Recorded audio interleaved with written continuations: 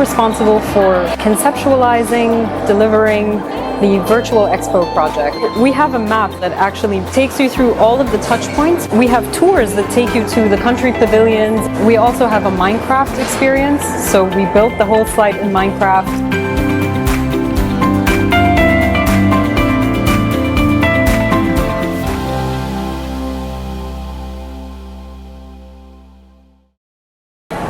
Hi, I'm Dennis Wakabayashi. Today I'm with Alaa AlShroogi at Expo 2020 Dubai.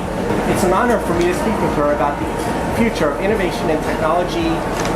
Alaa, tell us what you do here at Expo. Thank you. I am the VP of Immersive Technologies at Expo 2020, and right now I'm heading up the Virtual Expo project. We were responsible for conceptualizing, delivering the Virtual Expo project, and that's essentially an ecosystem that comprises multiple projects within it, from website to apps to video games to podcasts. It's quite vast. Did you have specific teams working on different touch points? Did you work from the strategy holistically? How did you put that together? We started with the really considering who the consumer is, who the visitors are. We tried to understand their personas. So a 13-year-old child, somebody who's elderly, what are they looking for? How digitally fluent are they? What's going to be accessible? What isn't going to be accessible? And then we also looked at a different set of studies, which was behavioral archetypes. Maybe I'm a fun seeker. When I first come into the expo, I want to look at the sights, I want to see something spectacular, but then I just want to be a little quiet and sit in a park and reflect. These are different mindsets. So you can switch through different mindsets throughout one day. You can't change your persona. So we did an in-depth analysis to understand who they are. How do you cope with a changing personality and personalization? The expo has hundreds of pavilions, incredible outlets for exhibitions and learning and massive projections and beautiful immersive experiences. And then you try and think, how can anyone access this at different levels? If you're tired, if you're maybe you don't have a lot of time, maybe you're on the go. So you want to hear these stories as a podcast, for example, rather than sitting down in front of your laptop, going through immersive experiences. We tried to think about the journey that visitors go through as they connect to these different touch points. And what was really interesting was when they start to merge.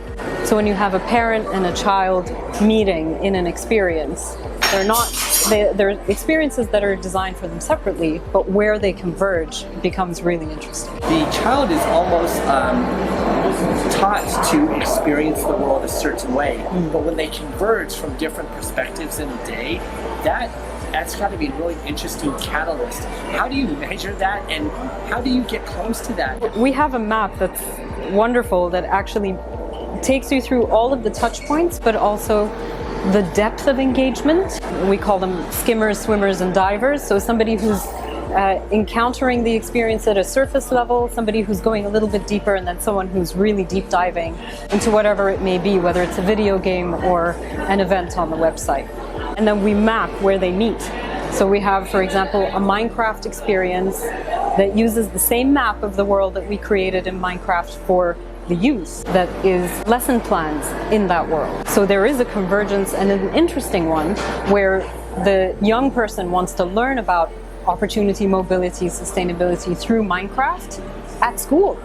We have tours that take you to the country pavilions and the expo pavilions and the beautiful performances that are live and interactive. So you can tell the guide, I want to go to the Estonia pavilion, or I want to see the mobility pavilion first. It's a level of communication that I don't think has existed before, but is available to us now. I think we're lucky at Expo 2020 that we are at this moment where speed, access, social media, hosting capabilities, processing power allows us to do so much more. We have an internal joke on the team about the VR question. Why don't you have virtual reality in the Virtual Expo experience? It's the most immersive experience. It's because we're driven by the foundation and the value of accessibility.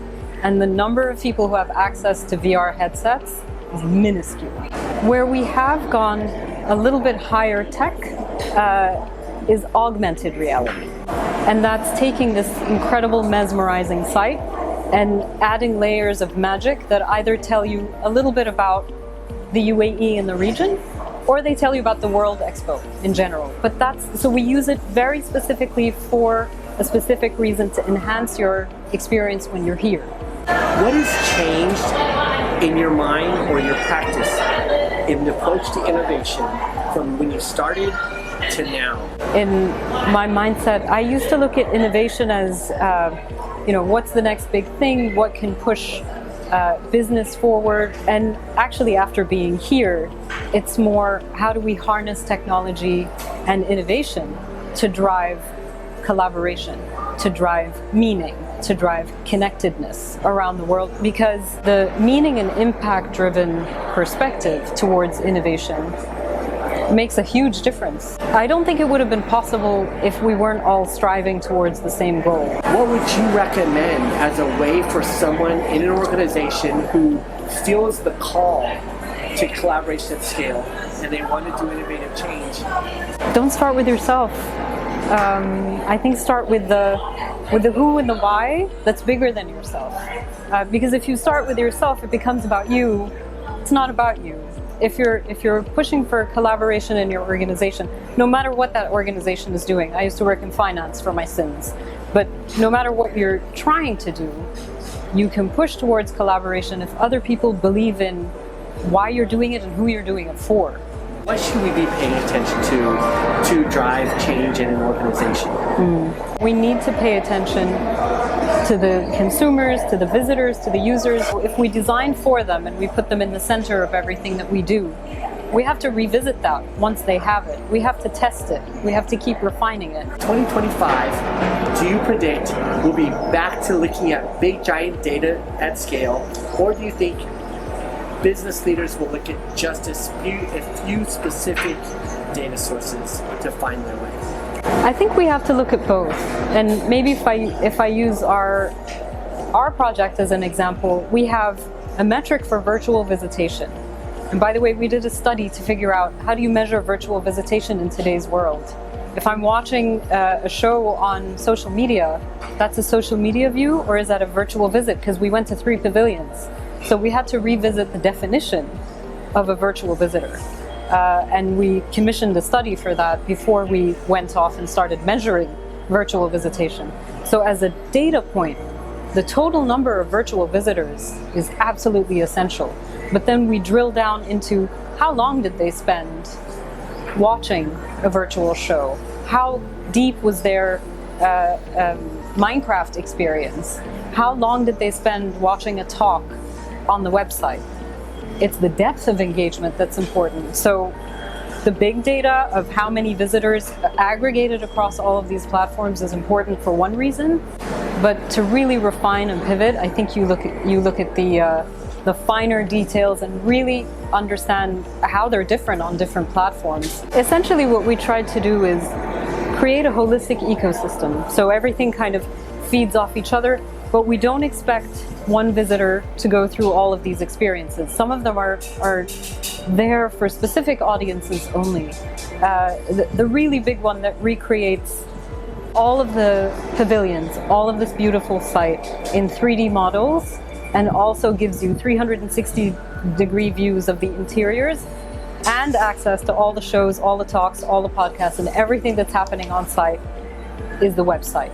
We had human-centric consultants helping us with it, and we won the FWA Website of the Year, the People's Choice Website of the Year. So we listened to them and they told us that they like it. We have another offering that's an app that incorporates, also recreates as a virtual world all of the sites, so you can walk through as though, and this is created in Unity, so it feels like a virtual world, it feels like a video game. This also has augmented reality. So if you're at home in the States, you can see the augmented reality Falcon fly in your apartment, or if you're here, you'll see the Falcon land on the UAE pavilion. So we also have the Live at Expo show that runs on 5 social media platforms. And then at the very end of this experience, and actually also the app experience, our sort of experience points result in seeds of change And these seeds of change are donated towards carbon offset causes that are real.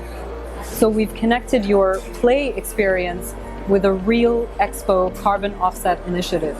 We also have a Minecraft experience. So we built the whole site in Minecraft, and the little robot mascots take you through opportunity, mobility, sustainability, and then you can go through time portals and go back to like the first Expo ever in 1851 and meet Queen Victoria. And so you understand a little bit of the history, you understand a little bit of the themes. How long did you have to plan, prepare, and execute these experiences?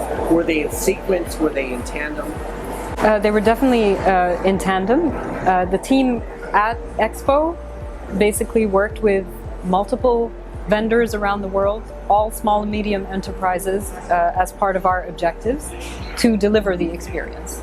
Everything that they've done and the success of what we're seeing shows how powerful small, lean, passionate entities can be. You don't need to go to the big giants of the world to make something powerful. And actually empowering them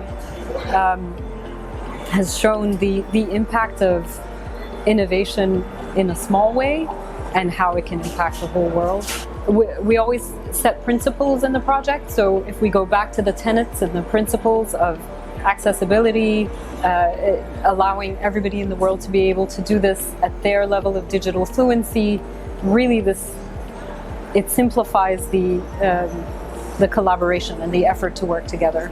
If I'm an executive somewhere else in the world and I want to join this harmony, find a way to this collective leadership that you're part of at this transformation worldwide, where do I find the breadcrumbs? How do I get there? We have a series of talks that are focused on Expo Live, which is our social innovation grantee program. We have a series of talks that's focused on people and planet. That's all about the SDGs and bringing the world forward. We have a series of talks that's about empowering women. There are talks about so many different things, and I think when change makers connect, that's when it's really powerful. That's why these talks are very exciting, because I'm sure connections are being made, but they don't need to be made in person. All of our events are hybrid, so if you're tuning in from wherever you are, you still get to meet these people, and there's the opportunity to connect with them afterwards. Word, piece of wisdom, a mantra, an idea that runs through your mind every day. What is the habit, the mental, what is the gift of knowledge, the nugget? I just want to end on that. If you're doing something that's impactful and you're passionate about it, and your team is passionate about it, it's the ultimate reward.